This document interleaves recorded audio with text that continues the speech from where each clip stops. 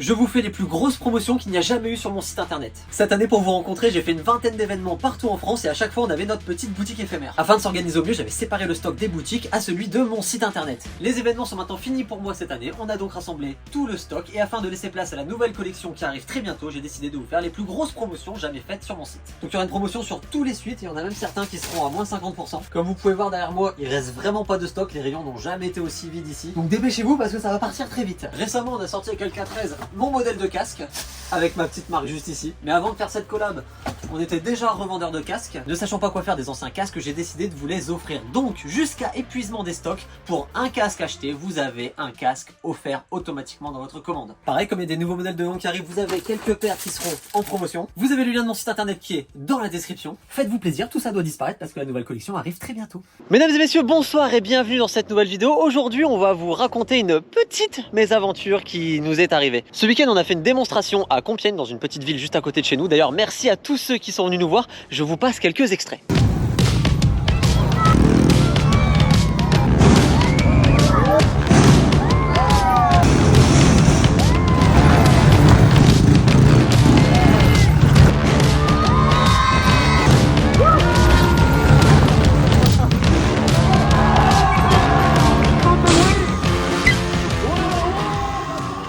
Alors vous imaginez bien que pour faire ce genre de démonstration, ça implique quand même beaucoup de moyens. Tout le matériel que vous voyez, il faut que ce soit ramené avec des véhicules, des remorques. Et à chaque démonstration, c'est comme un petit déménagement. Pour une démonstration comme celle-ci, il a fallu plus de rampes que d'habitude. Je vous explique pourquoi. Comme vous l'avez vu, on a sauté en vélo et en moto. Sauf que les vélos et les motos ne sautent pas forcément à la même distance, ni même sur les mêmes rampes. Pour vous donner un ordre d'idée, en vélo, on fait à peu près un saut de 3,50 m et en moto, on est plus sur du 5 mètres. Mais en vélo, on peut pas sauter plus loin. Alors qu'en moto, tant que t'as de la puissance, et bah vas-y que tu t'envoles quoi. Bref, tout ça pour vous dire que on a pris plus de rampes que d'habitude pour cette démonstration. On avait pris deux remorques, une sur laquelle il y avait l'airbag et la rampe de moto, ainsi qu'une remorque supplémentaire où j'ai prêté ma rampe de vélo, une rampe que vous connaissez très bien parce qu'on l'a construite en vidéo. Elle était ici sur le terrain.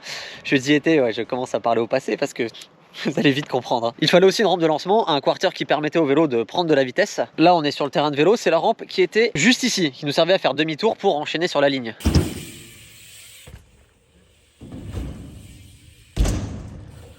Avant d'aller plus loin dans la vidéo, sachez juste qu'il n'y a rien eu de grave, c'est que du matériel qui a été cassé.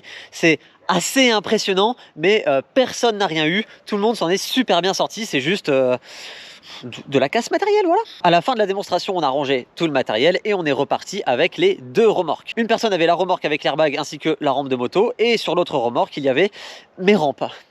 Je dis bien, il y avait. Pour sortir de l'événement, il y avait une sorte de petite arche, une barrière en métal qui se soulève et qui se rentre dans le sol afin de laisser passer ou non certains véhicules. La rampe de moto est démontable, le dessus s'enlève, ce qui fait qu'elle est beaucoup plus basse une fois qu'elle est posée sur la remorque, ce qui n'était pas forcément le cas de ma rampe de vélo. Et elle ne passait pas sous le Porsche.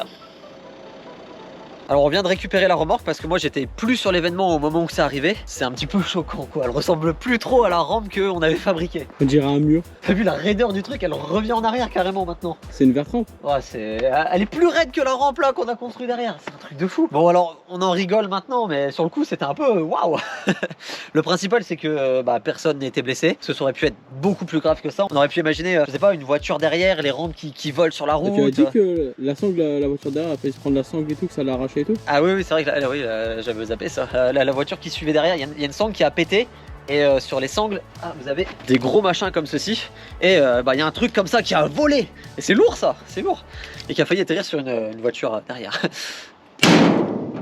Alors moi ce qui me choque, vraiment je suis choqué de ça, c'est que c'est pas le haut en fait ici qui a été plié ou quoi. Mais là ici on a bel et bien deux rampes, enfin trois si on compte les deux épaisseurs de celle-ci, parce que comme je vous le disais, ça c'était le quarter démontable qui était sur la ligne de vélo. On a ces deux épaisseurs là ici de métal, plus la rampe qui est en dessous, et tout ça est venu plier là en plein milieu quoi. Vous voyez là, la tôle elle est complètement tordue, déformée. Regarde, ça l'a arraché là. Exact.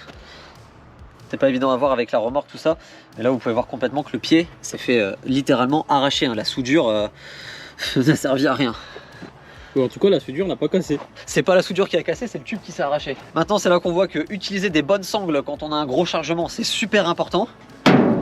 regardez la sangle a arrêté la rampe. Et là ici, toute cette déformation de la tôle que vous pouvez voir ici, et ben c'est la sangle qui l'a faite en arrêtant la rampe en fait. La rampe a bloqué dans le Porsche, je pense qu'elle a commencé à vouloir reculer sur la remorque, mais les sangles sont tellement solides. C'est celle-ci qui s'est décrochée, qui a failli atterrir sur la voiture. C'est celle-ci qui s'était décrochée? Ouais, c'est celle-ci. Ah, stylé. Parce que c'était la voiture avec l'airbag qu'il y avait derrière, qui a failli se la prendre. D'accord, ça aurait pu être pire, ça aurait pu être la voiture avec l'airbag et admettons l'airbag endommagé, ce qui aurait été en soi beaucoup plus dramatique que ces quelques rampes qui, bon allez, il y a quoi, à fabriquer, il y a 1500 balles de rampe. Ça fait chier, mais c'est que du matériel, voilà, c'est du temps passé. Nous en soi, une rampe comme ça, allez, si on s'y met 2 jours avec un bon soudeur comme notre ami Louis Père de l'entreprise Florent qui viendrait nous aider, voilà, en 2 jours, je pense qu'on arrive à refabriquer les rampes, quoi. Ce pied est complètement tordu, alors que normalement c'est censé être parfaitement droit. Ah, ça s'est tordu dans 2 sens, on peut voir que là, ça s'est tordu par là, et qu'ensuite c'est revenu en arrière. Là, regarde, la soudure, elle a commencé à lâcher ici, ça a craqué. Oh, il a pas fait semblant. Et ça s'est vraiment pas joué à grand chose parce qu'on peut voir que l'impact du Porsche là, c'était juste ici. Donc on est à quoi, aller à peine à 20 cm du sommet de la rampe. Dans cette vidéo les amis, on va pas faire que se plaindre et s'apitoyer sur notre sort qui en soi, il y a beaucoup plus pire. C'était super français ce que je viens de dire. Ce qu'on va essayer de faire, c'est quand même de sauver un minimum la rampe.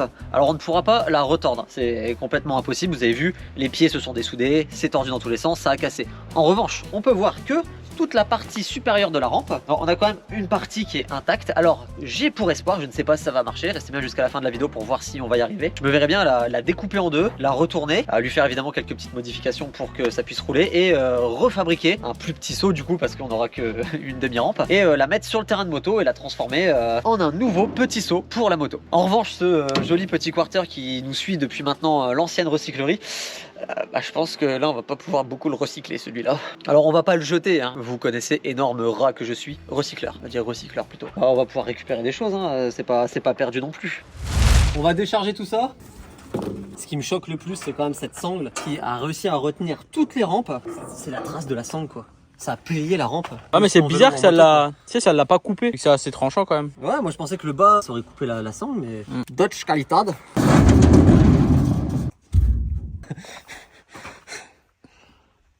J'ai quand même un espoir parce que on va quand même essayer de la redresser. On va la mettre à l'envers. Bon, on se met nous 3 guignols dessus puis on voit si ça se replie. Bah du coup 2. Moi je veux vous filmer quand même. J'ai pas envie de paraître pour un guignol. Parce que je sais que ça va pas se remettre mais bon. Ah tu vas la remettre comme ça? Je sais pas, c'est vraiment. Wow, fais gaffe, elle est. Oh mais c'est trop plié, jamais ça se remet. Et il aurait fallu déjà la mettre de l'autre côté, non? Là ça a bougé hein.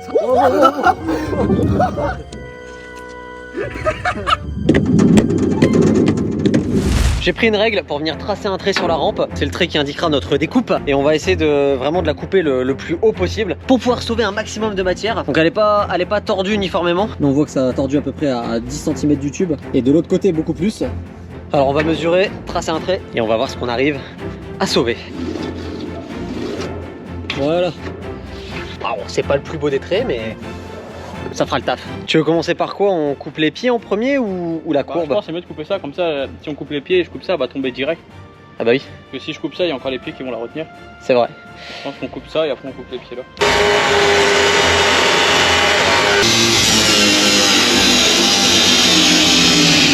Mika a terminé de découper la première partie. Moi faut savoir, il y a un truc, ma phobie c'est les disqueuses. Tout ce qui découpe le métal, j'arrive pas, ça me fait trop flipper. Donc il nous a fait une découpe qui est plutôt propre. Et là ça tient plus que par les pieds là en fait. Ça y est, toutes les découpes sont terminées. Là c'est coupé. Wow. Désolé s'il y a du bruit derrière, il y a Fredo qui est en train de débroussailler tout le terrain parce que là c'était la jungle. On va se rendre compte tout de suite en la posant par terre si on peut faire une rampe avec.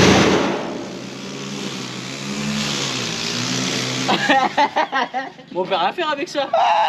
On peut rien faire avec. Mais what, on peut rien faire avec ça. Ça va pas du tout. Ça monte beaucoup trop sec d'un coup, donc impossible de là sauter dessus comme ça tel quel. Donc il faut faire une entrée de courbe en terre. Il va falloir l'assembler dans un truc qui... je sais pas comment on va faire. Il va falloir faire l'entrée de courbe en terre pour rattraper le niveau de la rampe parce que là ça... Ah mais attends, j'ai une idée. Ah, j'ai une idée toute bête. On peut la mettre là et ça fait un hip pour atterrir là.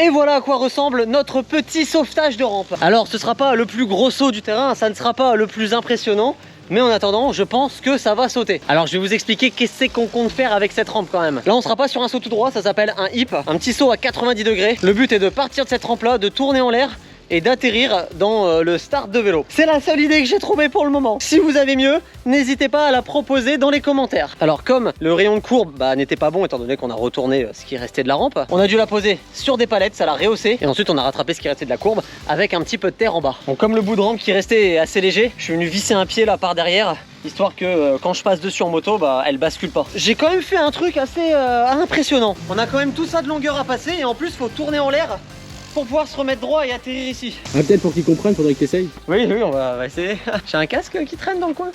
Ouais, dans ta voiture, il y en a un. Ah ouais, je vais mettre un casque. On va peut-être bouger la remorque parce que bizarrement la remorque est pile là où je dois atterrir quoi.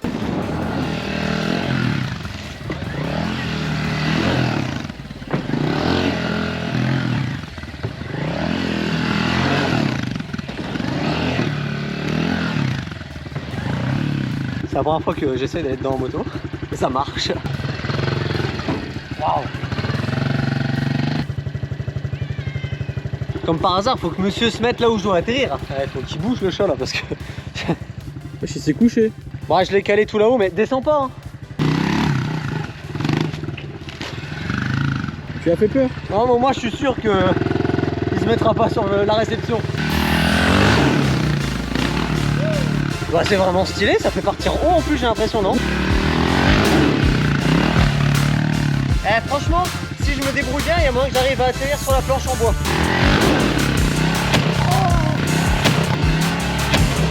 Oh, j'ai fait une erreur de calcul, je crois. Bah, faut que j'aille juste un peu plus loin. Le saut est long quand même, finalement.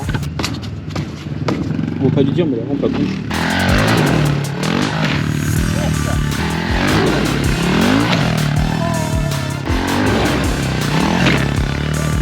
Ah, je pense que c'est validé, ça fait un joli petit saut en plus. Et une rampe qui est à moitié sauvée. Les amis, faites attention sur la route, surtout quand vous transportez des grosses rampes comme celle-ci. Quasiment personne ne fait ça, donc mon message de prévention ne sert à rien. Si vous avez aimé cette petite vidéo, n'hésitez pas à vous abonner, à lâcher un petit pouce bleu. Je vous dis à la semaine prochaine pour la prochaine vidéo. Salut tout le monde.